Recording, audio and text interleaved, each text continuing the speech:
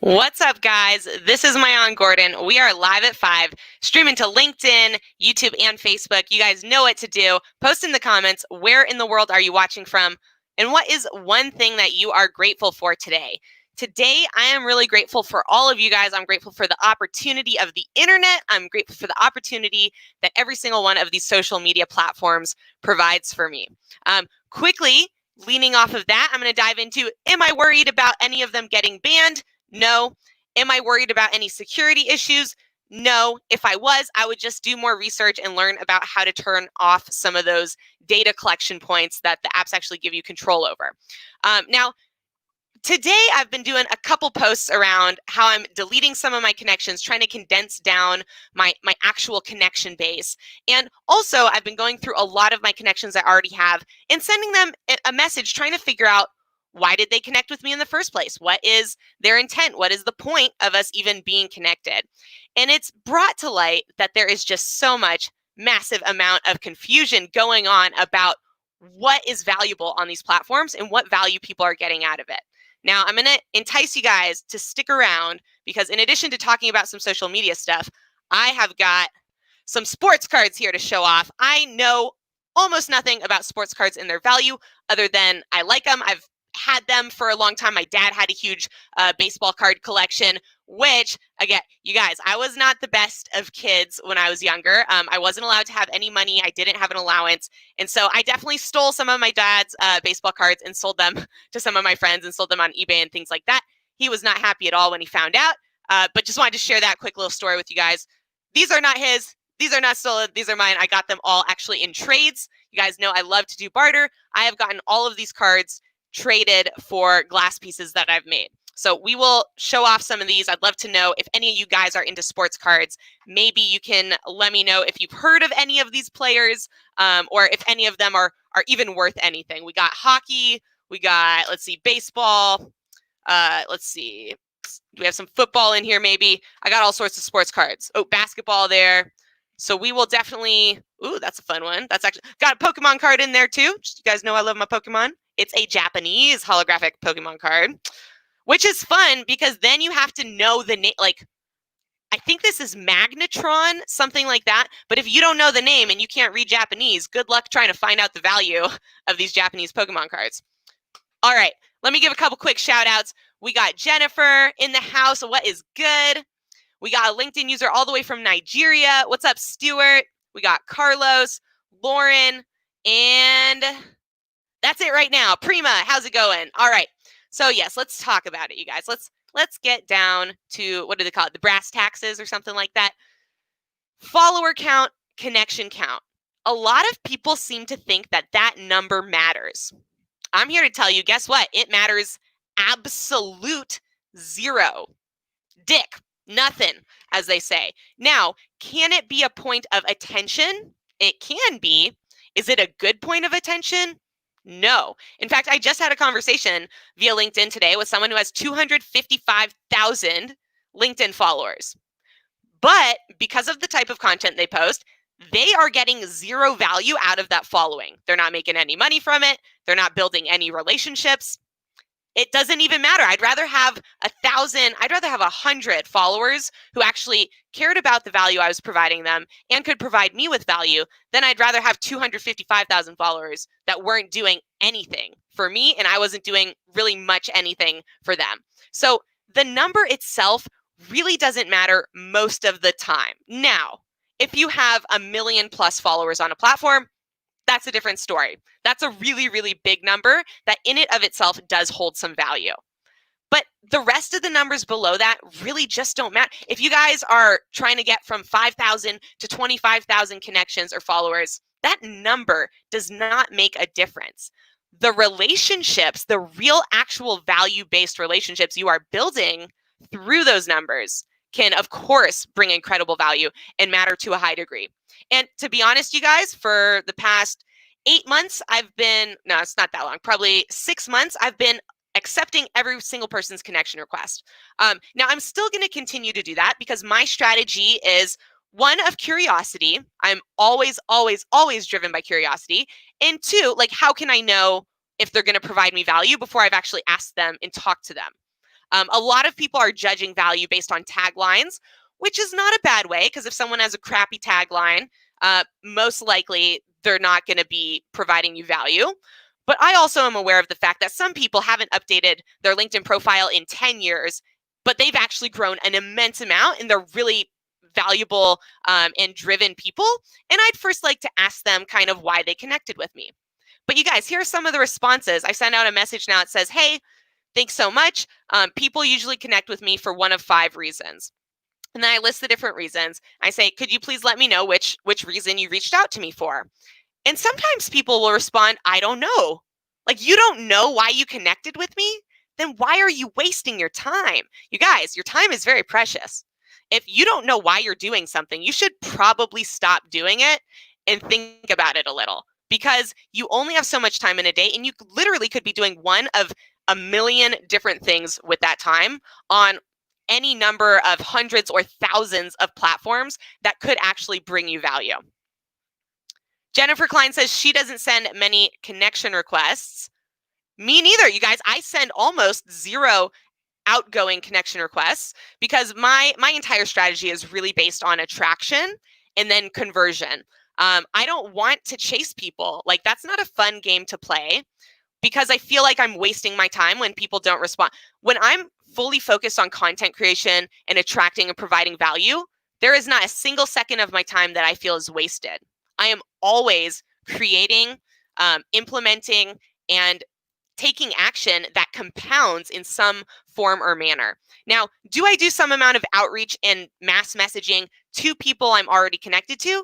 Yes. Am I personally doing a lot of that messaging? No, I have a virtual assistant, which allows me to do things that I personally normally wouldn't spend my time doing because they're not as valuable as what I could be doing with my time.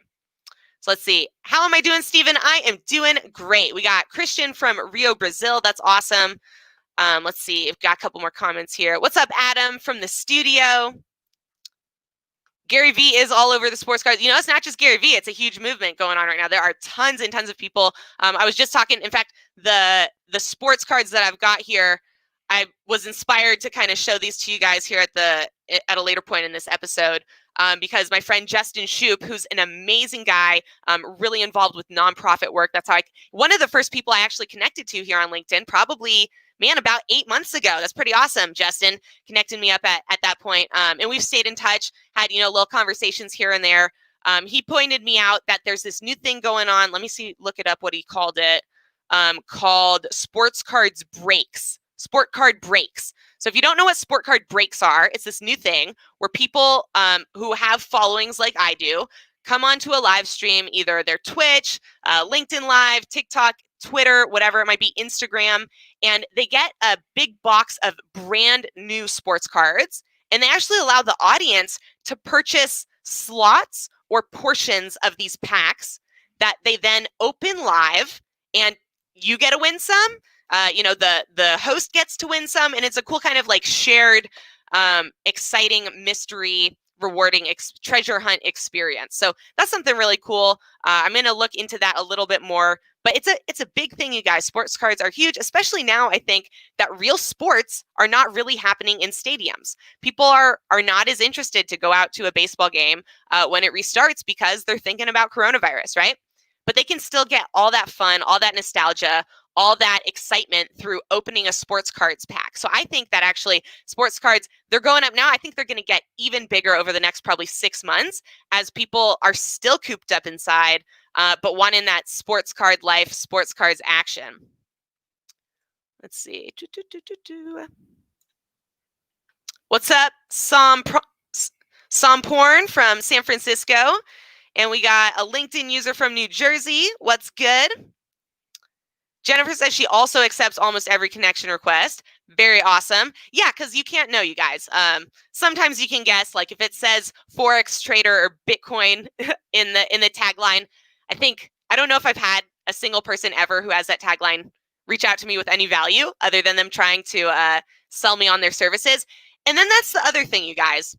There's a lot of people who aren't in Bitcoin or Forex who are messaging me in what they think is a sneaky sales pitch that I can sniff it out right away. And they go, but wouldn't you like to make more money? Like, First of all, you don't know what I want. Maybe I'm perfectly happy with the amount of money I make, but I always tell them, you know what, I very straight up, I said, I am 0% interested in your services. And then they'll continue to message me like 3 to 4 messages, still trying to convince me. What a waste of energy and time. And to be honest, you make me hate you a little bit. Like, be respectful of people's answers. If someone says, I don't want your products or services, move on to someone who does. Don't waste your time. Don't be rude. Don't be disrespectful to their wishes. To me, it's completely disrespectful when someone says, I'm not interested, and you tend to not give a shit, and you still are going to message them and try to get them to convert.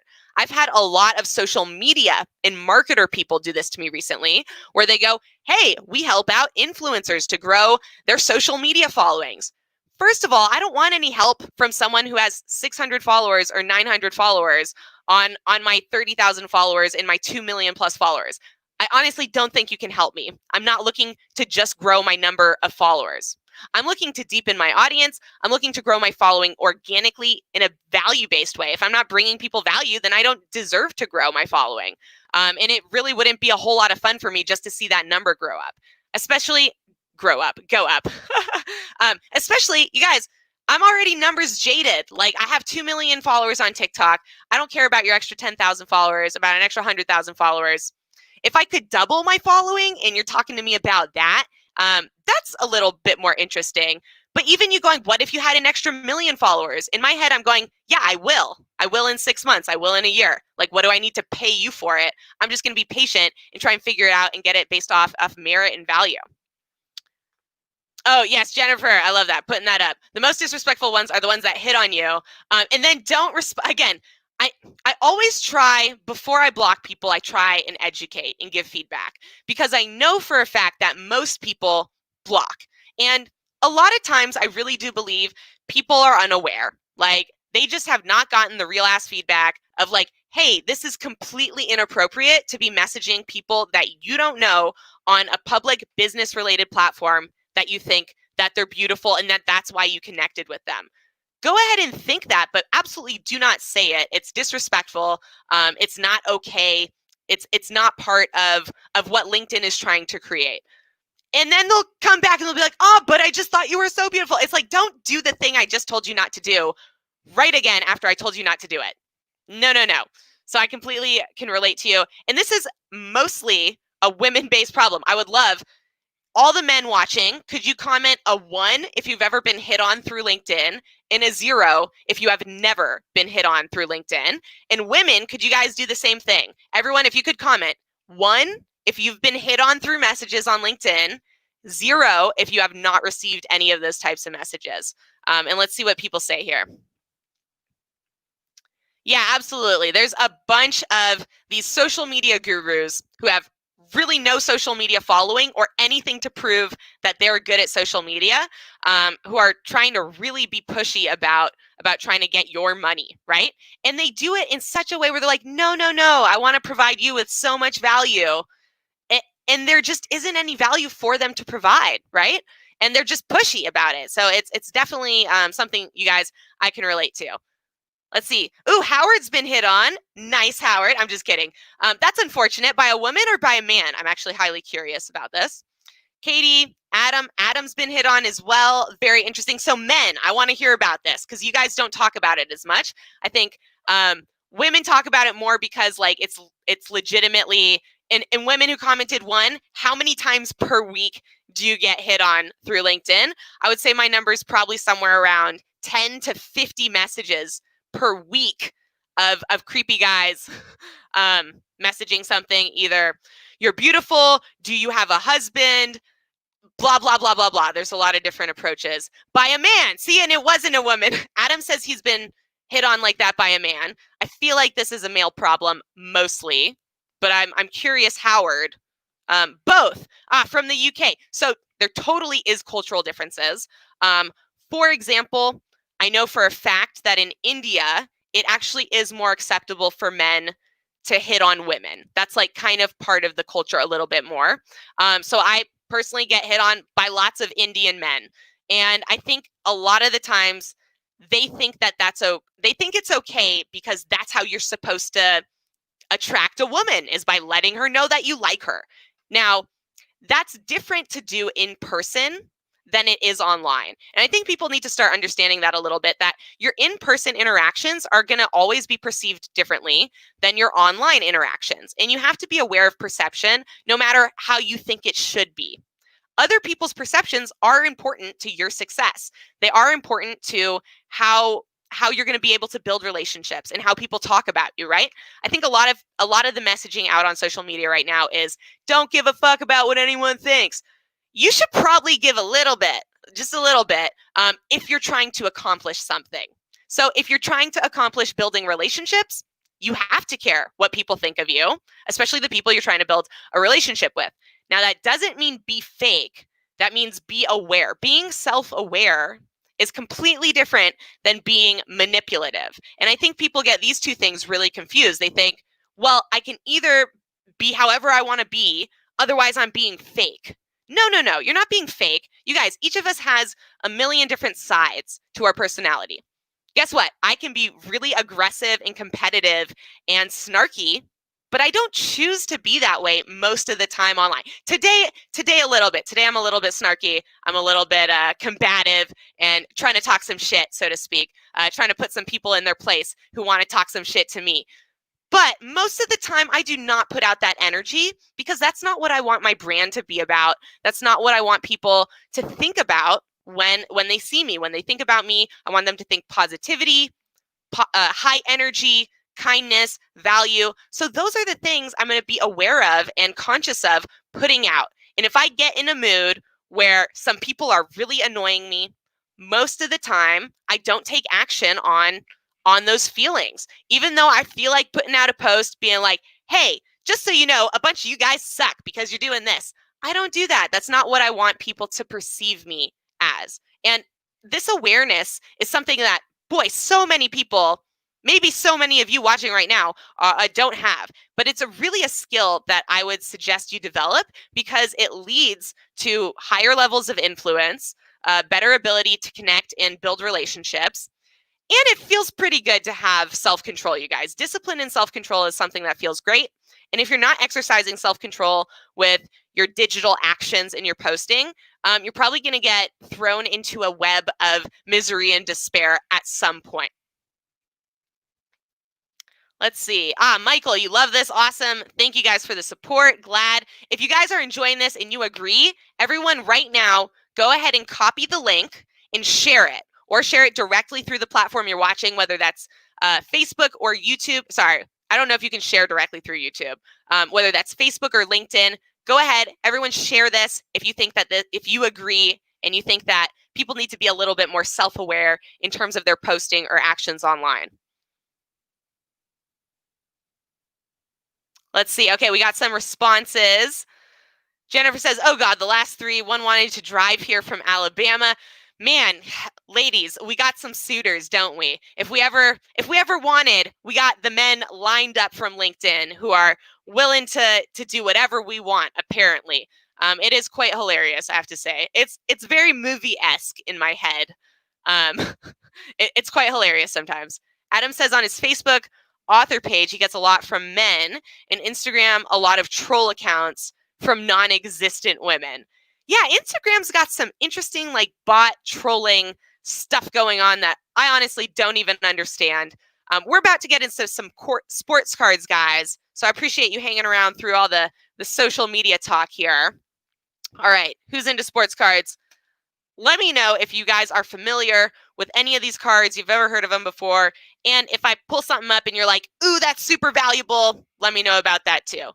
So I got a Nolan Ryan here baseball card. It's not a rookie or anything like that. It's just a regular old Lynn Nolan Ryan Jr. from, let's see what year this is. I think 89.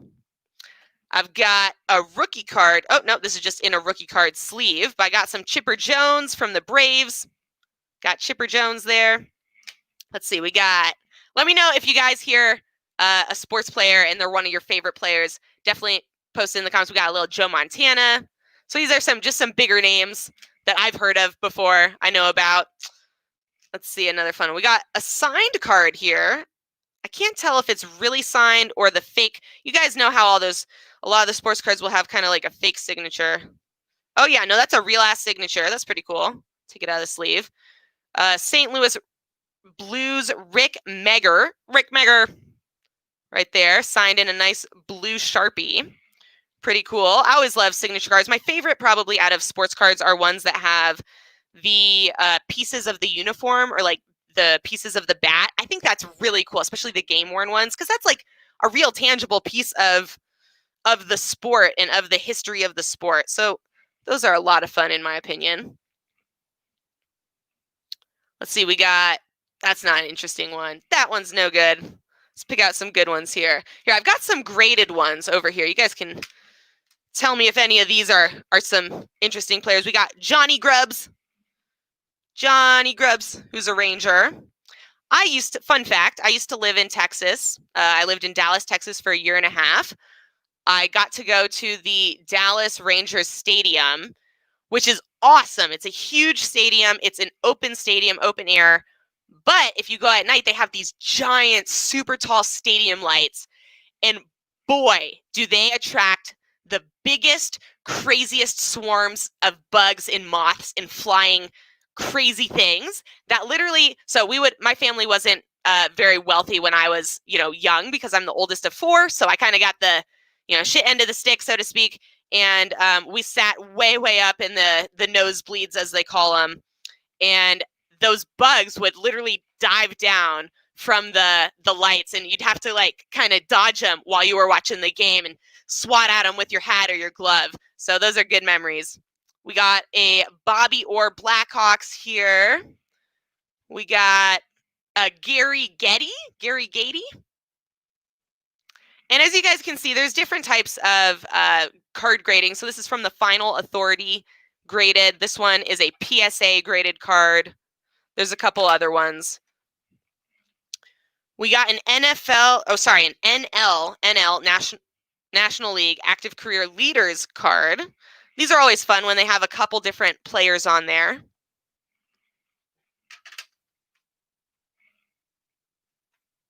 Yeah, I mean, you guys could totally look this up. I'm guessing a lot of these are worthless. Honestly, most baseball cards are not worth a lot of money.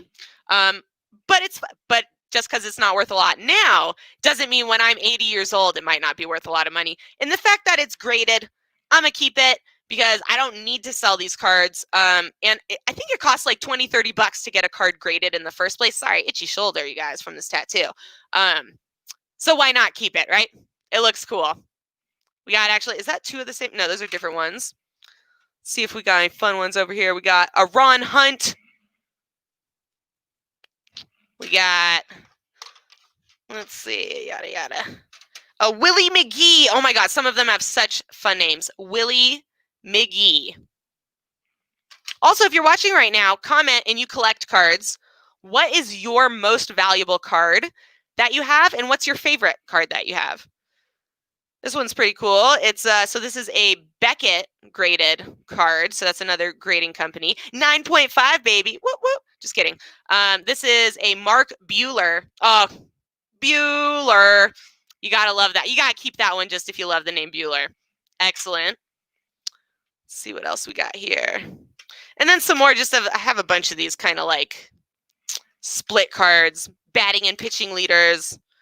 1983 batting leaders. So I know 1983 is not a great year. Anything from the 70s, 80s, or 90s usually isn't worth very much at all. But again, that doesn't mean that in 60 years from now, 40 years from now, that those years don't all of a sudden become very valuable. And here's why I think that can happen is because when people think things are not valuable, they throw them away. And that leads to a scarcity. So whereas right now everyone might go, 80s cards are crap. I'm going to get rid of them all. I don't give a crap about them. If I spill some coffee on it, whatevs. That might mean that at some point there's actually a very limited amount of certain types of cards in the 80s that used to be worth crap, but now all of a sudden are worth something interesting. So we got a little Tim Hardaway right there, a little basketball. We got a Ray Allen. Oh, Ray Allen Sonics. Yes, although that's not a Sonics uniform. Bucks uniform. We got a Stephen Marbury. Let's see. We got some hockey. I don't know anything about hockey. I've never even been to a hockey game. I really want to go to a hockey game because my husband Ben says they're a lot of fun. There's a lot of, I think, fighting. I think that's what people like about hockey games, right? There's some good fights where they punch each other in the face, use their hockey sticks, all crazy stuff. And then that leads to fun. I forget what they call it, but they'll take a player out and then it's completely lopsided. And usually that team scores a bunch of points. Oh, this is fun. It's like a holographic switching card. So the image switches. You guys see that? Whoa, whoa. They do all sorts of fun things with baseball cards. There's all sorts of crazy different series with baseball. Let's see. We got a Rene Arocha signed card here.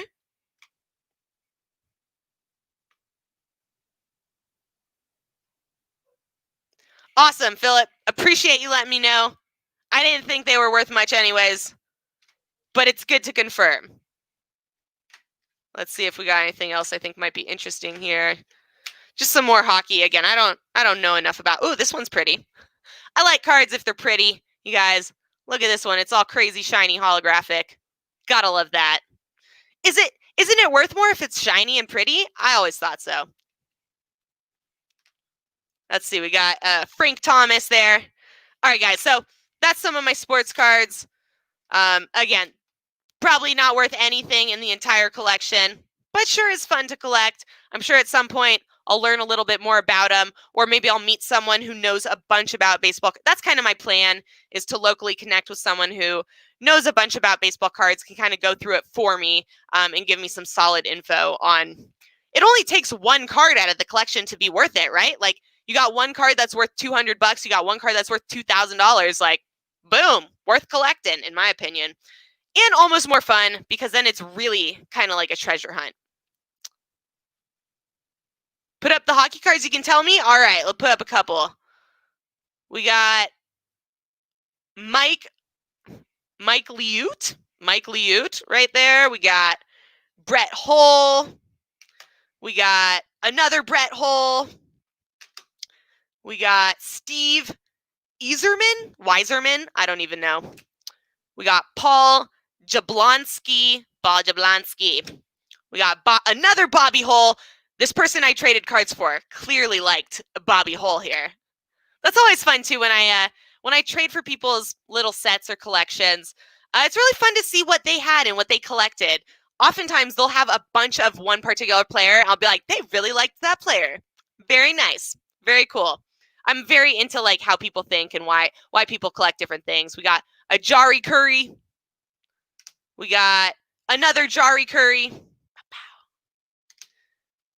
Wayne Gretzky. That's a name I've heard. A little Wayne Gretzky. That's like the only probably hockey player I've ever heard of.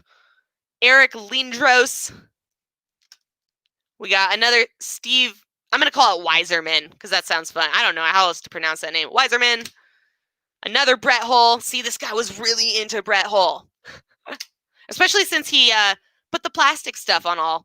When you put the plastic on the card, that means you really like it. Then we got, oh my God, some holographics here. Look how shiny they are. Crazy. See if I can even read these. A Ray Baroque, an Ed Belfour, a Mario Lemieux. Lemieux. Lemieux. I assume that's French. Let's see. And then we got a Jeremy Roenick.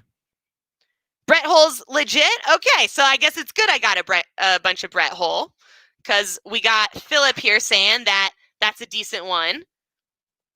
Yeah, Nolan Ryan, that sounds like a decent card. But I also know that even with the really, really famous players, the best of all time, that a lot of their cards are still worthless because they were mass-produced or they're just like the wrong year, right? There's always certain variations and very particular types of cards that it's Yzerman. I was close. Okay, Yzerman. Philip, what got you into hockey? I'm super curious. How long have you been a hockey fan? And like, what got you into it? Did you go with a parent or I think, sports is really stemmed and driven by family, in my opinion. So one of the reasons I love baseball is because I got to go to the Kingdome, you guys. I have the Kingdome tatted as part of my Seattle tattoo on my leg. The Kingdome, man, what a magical place. And again, we always sat in the nosebleeds. So like you would literally walk up what felt like this endless ramp to get up to the top floor, top seats in the Kingdome. Just the excitement in a stadium. Oh my God, you guys, that's probably why most people like it. The excitement, you feel it, it's there, it's tangible. It's amazing to be a part of something so large, right? That's why people oftentimes enjoy going to protests or enjoy going to concerts. It's because there's a magical feeling to be a part of something where everyone together is cheering on and has the same goal, right? Everyone's connected in this real strong emotional sense that we as human beings can feel very strongly. We can definitely detect energy at a very high level, the same way your dog can detect your energy when you're upset, but you haven't said anything. I don't know how many of you guys have an awesome dog like this, but my dog Hershey, she's a super sensitive and loves me type of animal. And if I'm feeling even a little bit upset, even if I'm not showing it on my face, it's completely internal. Maybe a little frustration. Maybe I'm upset and sad about something. She comes over. She can sense it. She comes over to me. She'll like nuzzle me, give me some kisses. It always makes me feel better. But it's an amazing ability that us human beings also have to be able to detect energy. All right. Philip says that he loves hockey.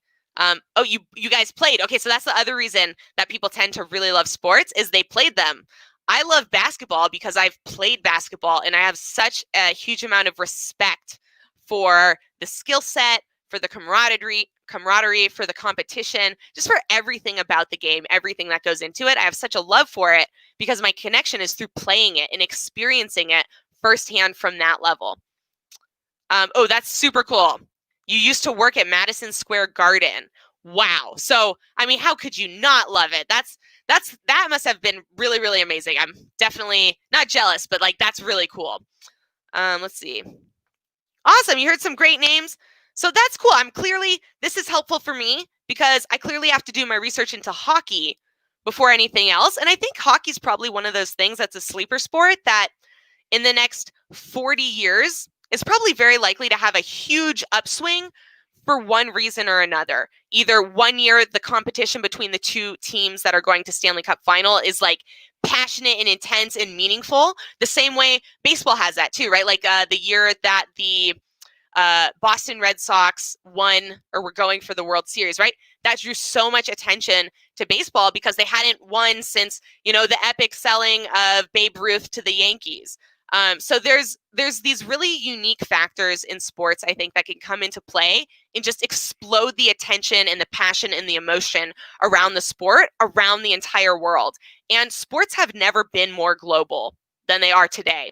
And the fact that there's people in China, in Japan, in Uganda, and everywhere who are now starting to become interested in hockey for one reason or another, or baseball, or a sport that no one from that country previously had ever been interested in, is really driven, one, by social media and our ability to connect more directly with the actual players and people playing the sport, but also just with the sense of global connection and the, let's say, ability to purchase a hockey stick and hockey equipment in Uganda now, or wherever it is around the world. It used to be you had to make that stuff yourself because there wasn't a store around you that you could buy it from. And, worldwide shipping has become a phenomenal thing to drive accessibility, to drive people's true interests and allow them to explore and create and be whoever that they want to be without the limitations of proximity and what might be simply all around them. So I think sports is definitely a growing thing. Yes, there's esports, but I think physical sports will always have such an appeal because, one, people are playing them, and I've played video games too. I grew up playing quite a few video games. Definitely was more heavy into PC video games, role-playing games. I love Doom, RuneScape, Age of Empires, Civilization, those types of games. Probably much more heavily than I ever played any TV-based games like Xbox or PlayStation. But boy, is there something extra, extra special about a physical sport that you just cannot replicate with a video game. And that's never going to go away. That's never going to die. So I think sports is only going to continue to grow in probably every category and aspect. Yes, some sports are going to go down as other sports grab kind of their market share and attention. So, I think a lot of market share and attention is being grabbed away from baseball in terms of playing it. But there's so much family connection. There's so much history. There's so much nostalgia. There's the ability for people to go just even play catch with, a baseball and a baseball mitt that ties you into that sport versus, let's say hockey, you usually need multiple people in kind of more of a space scenario to be able to play and enjoy that. Baseball, you could throw a baseball back and forth almost anywhere and really enjoy it and feel connected to the entire sport. So I hope you guys enjoyed this episode. I thought it was a lot of fun. If you have any feedback for me on things you want us to talk about or some fun things that you want us to do here on future episodes, I am definitely going to be evolving these live streams to hopefully every single one of them will have some educational value-based content and then some fun and entertainment-based content where we're either talking about sports cards collecting, your favorite movies and movie genres, or whatever. I'm going to bring some game show elements, you guys. I'm trying to still think about what that might be, but I'm going to definitely turn this into not a mini game show, but you guys are going to be able to win some prizes, win some other things through the LinkedIn live show here as it evolves. I appreciate all you guys so much. I hope you have a fantastic night. And as always, please do feel free to reach out to me here through LinkedIn, through Facebook, or through my email. I'll throw that up real quick. There's my email address, and cue the outro.